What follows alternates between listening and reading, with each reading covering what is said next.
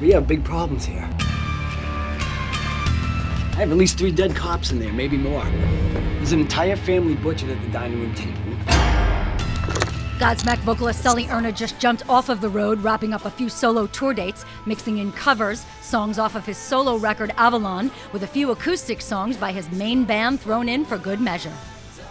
However, with a successful new album, 1,000 horsepower in Godsmack's pocket, he's starting to turn his attention to another art form, acting.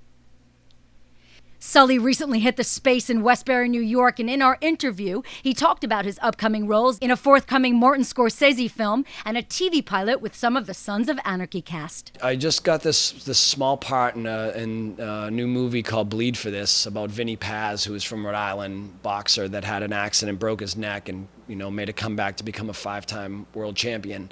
And Martin Scorsese is executive producing it, and it was cool. I mean, it was a very simple, easy one-day shoot, but it's kind of a nice thing to have on your resume. And I just also finished shooting a pilot for a new TV series that we're hoping Fox is going to be picking up. It stars a lot of the cast from Sons of Anarchy. And I have about 4 different films that I'm working on for 2015. So there seems to be some momentum starting in the acting world, and I'm happy to follow that path because it's really another passion of mine that I'm really enjoying doing. Bleed for This also stars Miles Teller from The Spectacular Now and Divergent, Aaron Eckhart from The Dark Knight and Battle Los Angeles, Katie Seagal from Sons of Anarchy and Married with Children, and Kieran Hines from Rome, Game of Thrones, and Frozen. Sully got the acting bug from his part in Tom DeNucci's 2013 film Army of the Damned. He talked about his first lead acting role. Yeah, Army of the Damned. It was an indie film that I shot through Woodhaven Productions. And a friend of mine, Tom DeNucci, who wrote and directed it, called me up and wanted me to do the lead in it, which I played the role of Officer Bridge, that was looking over this small town that a reality show was doing a cops reality show on, and then all hell breaks loose with the supernatural stuff or whatever. It was a small budget movie, but it was good. It kind of got my feet wet for the first time in a lead role and taking on the weight of a lead, which I felt really comfortable doing and had a great time doing it.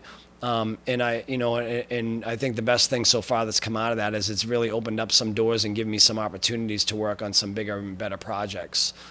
So I'm really grateful to Tom for that, and for that experience or whatever. And because of that movie as well, and my relationship with him and Chad Verdi, who is the money guy behind it and the producer, they're the ones who actually got me the part in the Scorsese film.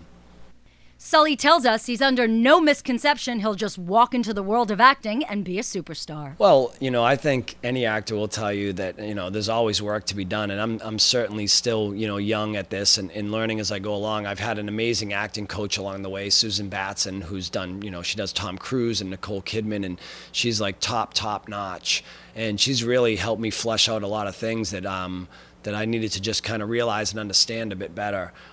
So, the best experience you can get is to continue to work.